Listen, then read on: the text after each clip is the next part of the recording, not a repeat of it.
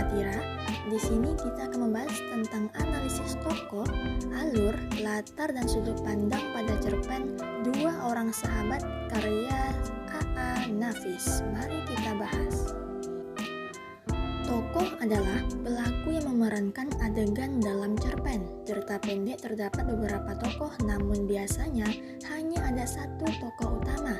Tokoh utama memegang peran yang sangat penting dalam sebuah cerpen sebagai penggerak cerita.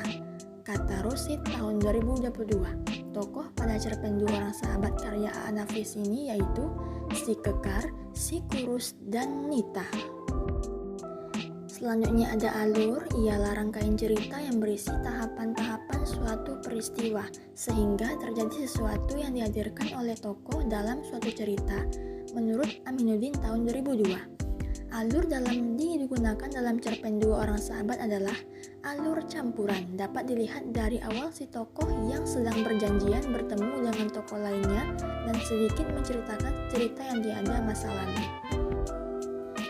Selanjutnya ada latar, adalah salah satu unsur intrinsik yang membangun sebuah karya sastra. Latar dapat memberikan kehidupan pada cerita dalam karya sastra dengan memperlihatkan suasana kejadian dan peristiwa, sehingga pembaca bisa merasakannya. Sebuah karya sastra memiliki bermacam-macam latar dalam ceritanya, yaitu latar tempat, waktu, sosial budaya, dan suasana. Latar tempat dalam cerpen Dua Orang Sahabat yaitu jembatan beton, pegunungan, rumah pinggir jalan, dan padang luas. Hal ini dapat dilihat pada kutipan berikut. Seperti sudah dijanjikan, dua orang lelaki bertemu di jembatan beton dekat simpang 3 depan kantor kos. Pada kutipan tersebut terdapat latar tempat jembatan beton, tempat di mana si Kekar dan si Kurus bertemu. Dibendung oleh kabut yang biasa turun di kota pegunungan itu.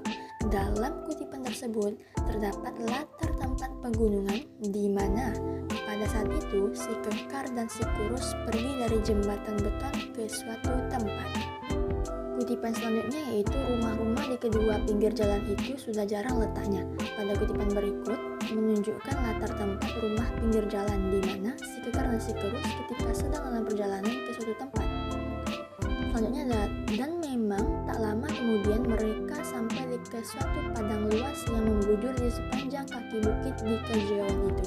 Pada kutipan tersebut menunjukkan latar tempat padang luas, di mana si Kekar dan si Kurus ketika sedang dalam perjalanan ke suatu tempat yang tidak diketahui tujuannya. Latar waktu pada cerpen Dua Orang Sahabat yaitu malam. Hal ini dapat dilihat pada kutipan berikut. Ketika itu, malam belum lama tiba. Pada kutipan tersebut terdapat latar waktu malam, di mana si Kekar dan si Kurus bertemu ketika di malam hari. Yang terakhir ada sudut pandang.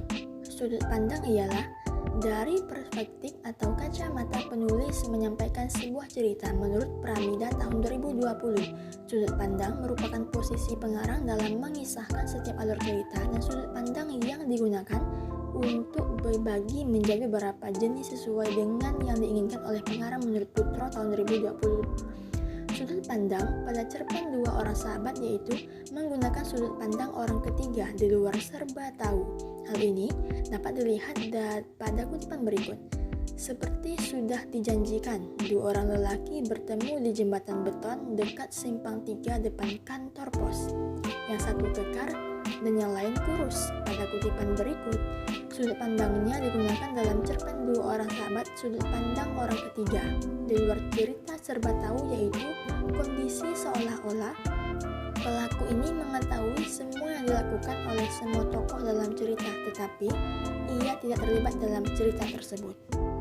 Baik, itu saja. Mari kita bertemu di materi selanjutnya.